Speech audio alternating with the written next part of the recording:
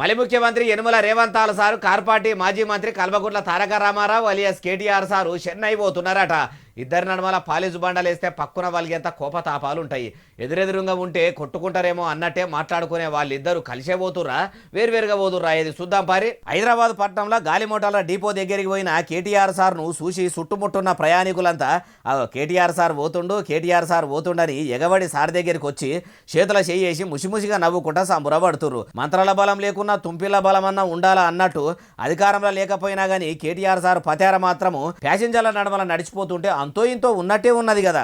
అయినా ఏలువడిలో ఉన్నప్పుడు ఏం ఎలుగబెట్టిరని పబ్లిక్ సొమ్ము దోసుకొని దాచుకున్నారు తప్పితే ప్రేమతోని దాచిపెట్టిన సొమ్ము వంచిపెట్టింది ఏం లేదు, ప్రజలను ఆదుకున్నది లేదు అని కల్వకుంట్ల కుటుంబాన్ని కాంగ్రెస్ వాళ్ళు అంటుంటే కేటీఆర్ సార్కు ఫ్యాన్స్ ఫాలోయింగ్ పలసపలసగా ఉన్నట్టే కొడతలేదు.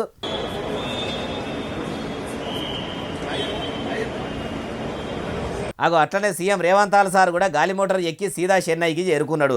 డిఎంకే లీడర్లు ముఖ్యమంత్రి యనుమల రేవంతాల సార్ను ఎదురుగా వచ్చి మంచిగానే ఎదుర్కొని ఎంటబెట్టుకొని పోయిర్రు.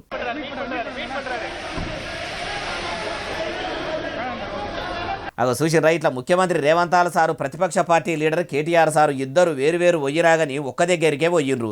మరి ఇద్దరు ఇట్లా పని కట్టుకొని చెన్నైకి ఎందుకు పోయిండ్రు అంటే దక్షిణ రాష్ట్రాల అసెంబ్లీ నియోజకవర్గాల పునర్విభజనతో నష్టపోతామని స్టాలిన్ సారు సెంట్రల్ సర్కారు నిర్ణయం సక్క లేదని సమరం చేసేందుకు చేతులు కలపాలని మీటింగ్ పెట్టి అందరినీ పిలిచిండు కదా. అందుకే ఇట్లా తెలంగాణ నుంచి సీఎం రేవంతాల సారు కార్పార్టీ మాజీ మంత్రి కేటీఆర్ సారు అజిరిపడ్డారట. అయ్యా కేటీఆర్ సారు, మరి మీ అయ్యా కేసీఆర్ సారు ఒక్కడే తెలంగాణ కోసం పొద్దు మాపు తేడా లేకుండా చెమటోడిచి కష్టం చేసి తెలంగాణను తెచ్చినట్టు సావునోట్లే తలకాయ పెట్టినా ఢిల్లీ మెడలు వంచినా అని చెప్పుకుంటాడు.